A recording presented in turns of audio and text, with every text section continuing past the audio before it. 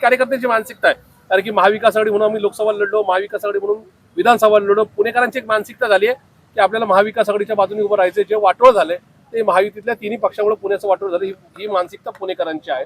आणि त्याच्याचमुळे मागचे 2 दिवस आपल्या माध्यमातून ज्या काही चर्चा रंगल्या गेल्या, ज्याच्यामध्ये 2 राष्ट्रवादी एकत्रित लढणार, त्यावर जे काय एकूणच डिबेट चाललंय, त्याच्यामध्ये मी माझी भूमिका क्लिअर केली की बाबा अशा प्रकारे दोन्ही राष्ट्रवादी एकत्रित पुण्यात लढणार नाहीत, महाविकास आघाडी म्हणूनच आम्ही लढू.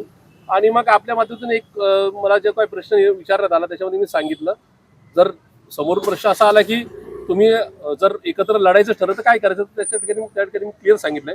2023ला किंवा 1990 साली सुद्धा पवार साहेब मला काहीतरी देतील, पवार साहेबांकडून मला काहीतरी मिळेल ह्या उद्देशाने मी पवार साहेबांच्यावर नव्हतो.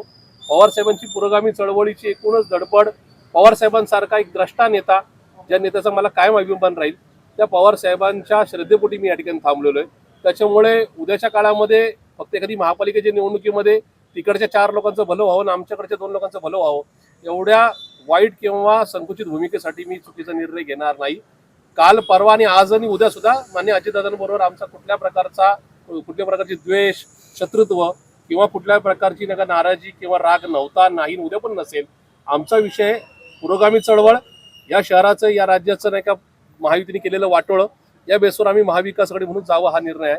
आणि त्याच्या पलीकडे जर एखाद्या माणसाला कोणातरी म्हणजे राज्याच्या नाही शहर स्तरावर एखाद्या दुसऱ्या कुठल्या माणसाला जर वाटलं तसं जावं तर त्या ठिकाणी त्यांचं ऐकायचं की नाही ऐकायचं हा निर्णय पक्ष सुप्रीमो घेतील. मला आदरणीय पवारसाहेब, आदरणीय सुप्रियाताईंच्या एकूणच भूमिकेवर प्रचंड विश्वास आहे. साहेब त्यांची 68 वर्षाची पुरोगामी चळवळ बिलकुल इकडे ब्रेक होऊन देणार नाही. स्थानिक ठिकाणी का होईना पण चुकीचा निर्णय घेऊन देणार नाही किंवा महाविकास आघाडी डिस्टर्ब होऊन देणार आहेत. त्याच्या पलीकडे जर एखाद्याला कोणाला वाटलं की असा निर्णय घ्यावा तर प्रशांत जगतापनी आपलं राजकारण काही काळाकरता थांबवावं, असा प्रशांत जगतापचा निर्णय नक्की आहे.